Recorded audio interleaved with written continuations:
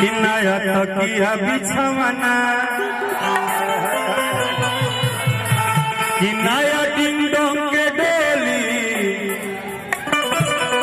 हमारा तो लाइन में सुन रहा है कि नया डिंडों के डोली दीवार कि कोरा में सट के उलट के पलट के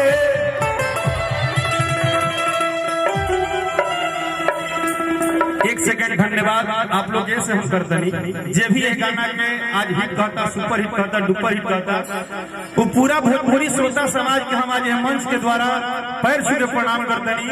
आज आपने एक बात तो साबित कर दिया कि जो लोग बोलते थे कि भोजपुरी में खाली हइया होगे चलेगा, आपने एक बहुत सिंगार रस के गाना को इतना सुपर हिट बनाया है कि आपने बताया है कि अगर गायक अच्छा गाना दे तो हम अच्छा भी सुनना पसंद करते हैं और इसके लिए आप सबको धन्यवाद दिल से। ये भाव हो, ये कोनो गलत चीज नहीं, सिंगार है, ये सिंगार के बात रहे कि कोरा में सट के उलट के पलट के दिल बारा तू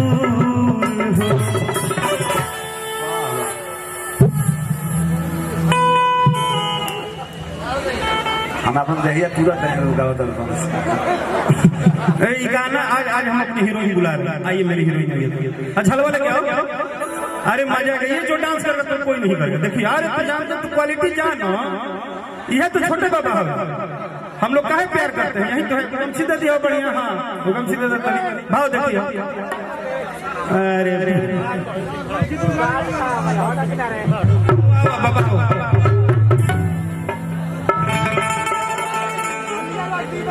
कि कोरा में सट के उलट के पलट के दिले बड़ा दहिया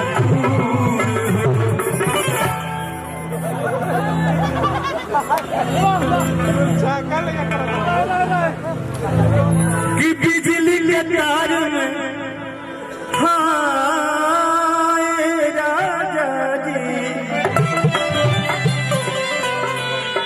बिजली के तार में भतार छुड़ैलो हम मने मने कैला मजबूर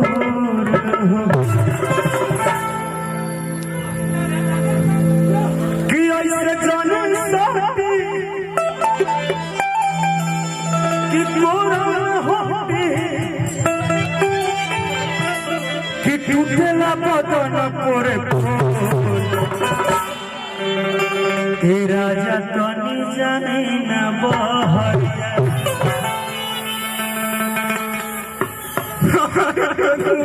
बदन पर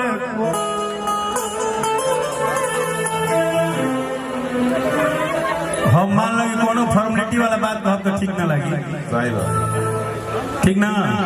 लेकिन एक बात हम क्या कहो, पूरा सासाराम का हमारा लगता है कि पूरा शाहबाद जानता कि अंकुश राजा के प्यार में राकेश मिश्रा बिक गई बड़े पिछले 9 जाने कितना सालों से, कि पूरा शाहबाद जाना था।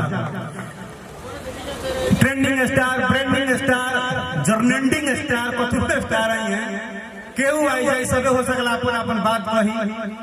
लेकिन हम जब भी आइला तो हमरा यह लगेला कि ना कोनो स्टार आई। तो पिछला बार भी जब हम बबिया के शादी में आई रही, जब बबिया के शादी रहे वही हम आई रही ना बबी की शादी में, हाँ मतलब बहन के शादी में आए थे हम। तो जब आए थे पिछले बार तो ओहो घड़ी हमरा यह लगल कि हम क्या कोनो गायक अभिनेता कुछ बन के ना। अंकुश और राजा इन दो ऐसे नाम हैं जिन्होंने अपने प्यार में राकेश मिश्रा को कैद कर लिया है और न जाने आजीवन जब तक सांस रहेगा हम यहाँ के लोगों के लिए कैद हो गए। और ये आपका प्यार है बाबा, ये गार्जियन जो लखन बाबा है उनका प्यार है, आपका प्यार है। आप विशेष हमारा जानते बड़ा कुछ बुझाए ना आगे पीछे। बहुत बुझाना था हमारे। अच्छा आप आए हैं क्या? जी हाँ मेरे दोस्तों। ओ चिरकुटी प्रसाद नहीं है? Oh my God, you R the Lal Lal here. Okay okay, या you are government, I am sarkar. चलो छोटे बाबा तनी पीछे हो जाओ बस। ये तो पीछे नहीं लिखा ना बहुत हमें दिक्कत होता देखे। चलिए धन्यवाद।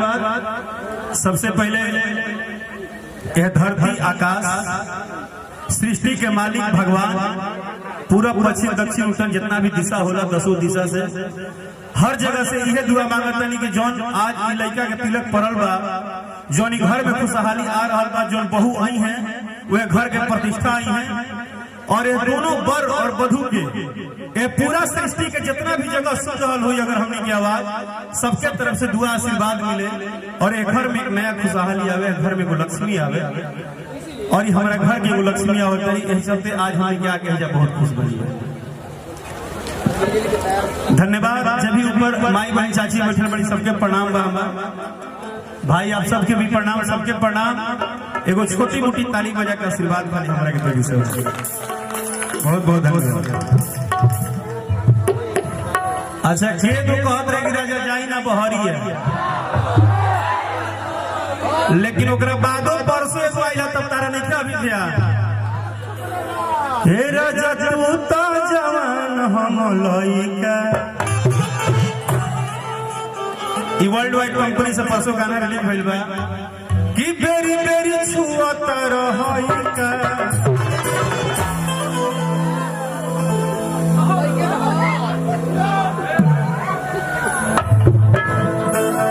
भाई देखा तनी नो है हीरोगा के लड़का है यो। हे राजा तू तो जवान हम लइका, लइका बड़ा तू लड़का ना कि लइका बड़ा 13 महीना मेरे हमारे होता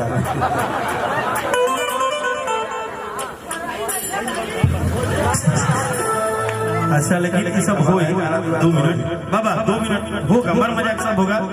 हम बोले ना कि सब लोग जब गा दिया तो हम इसलिए अस्ती थे कि हम घर में आए हैं। 2 मिनट खाली दे दीजिए, 2 मिनट डांती लगा ले, बोलो बोलो 2 मिनट डांती लगाई तो तनिको ठंडा ना लगी, खाली गर्मी छकबे करी देगी।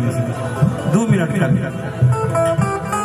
अब कुछ अपन संगीत के वो वसूल बा, वही हिसाब से हमने सबसे पहले थोड़ा सा अपना सिस्टम में चलते नहीं।